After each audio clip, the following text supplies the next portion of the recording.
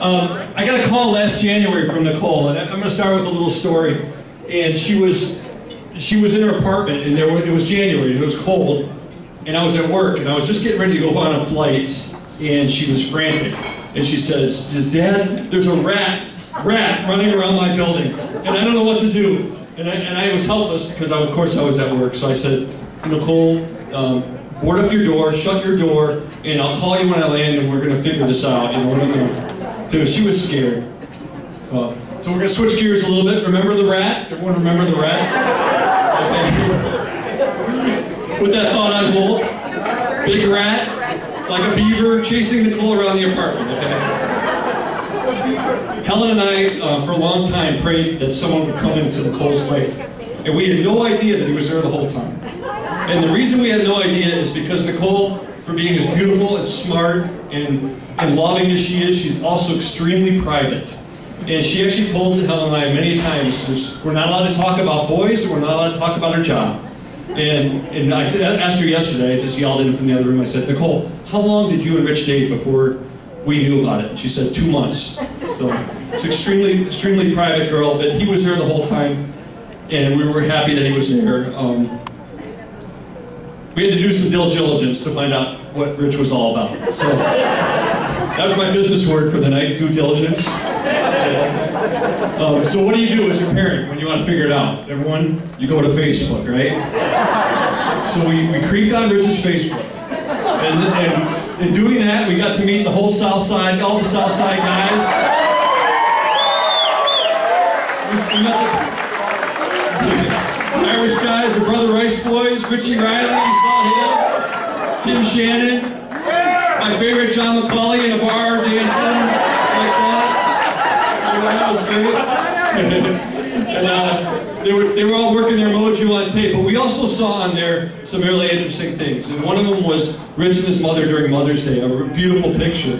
Rich and his sister, a great family from great Catholic schools, and we were immediately like, it was heartwarming to see that Rich is a solid dude, and he loves his family, he loves his mom, he's Catholic, he's Irish, and Rich has great friends. And nothing says more about a guy than the number of guy friends he has. And Rich has great guy friends, and that said a lot about him.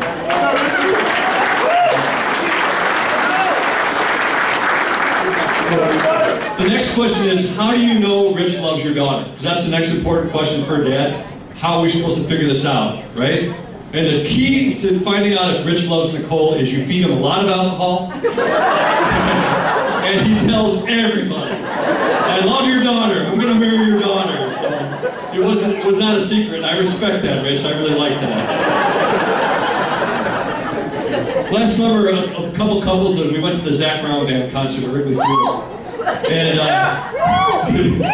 the girls, I admit, the girls had a great time dancing and stuff like that for me. And I know Dick over there and John, it was a little awkward. You know, you got a bald 50-year-old guy trying to dance and don't know the words, you know, I just look like an idiot out there, you know. So Nicole and Rich invited us to the Kenny Chesney concert this year. It's on June 6th, so I thought I better, in order to not avoid the awkwardness of last year. We're going too! I'm going? Chesney! We're going to learn some words to the songs. And so I started listening to Kenny Chesney, and I came across one of his songs, and it's called The Good Stuff. Has anyone heard of this song? The Good Stuff?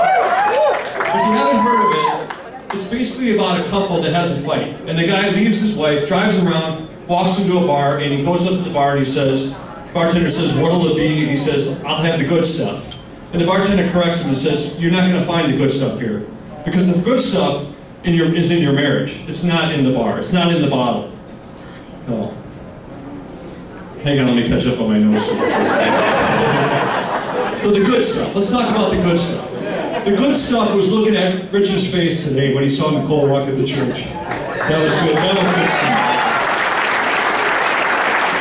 The good stuff is going to be when you have your first grandchild, our first grandchild, and the second, and the third, and the fourth, like that. The good stuff is when you get to pull your kid's teeth, put them on the bus for the first time.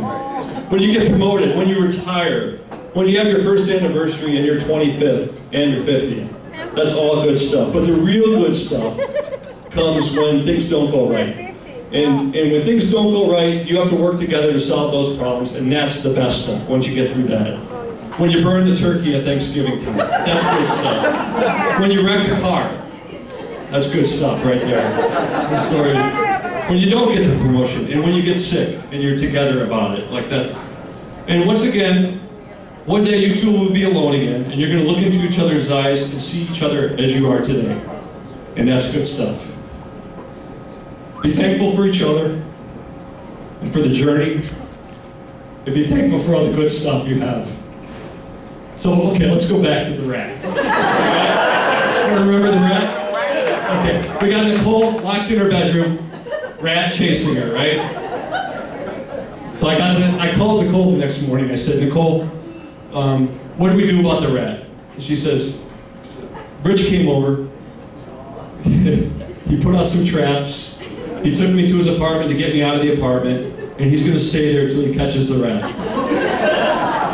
And I said, Nicole, you know, Rich never did catch that rat, by the way. He never caught the rat. He never caught the rat, but he caught Nicole's heart, and that's more important. So, if everyone would raise your glass, we're going to give a toast to Rich and Nicole, and to the good stuff.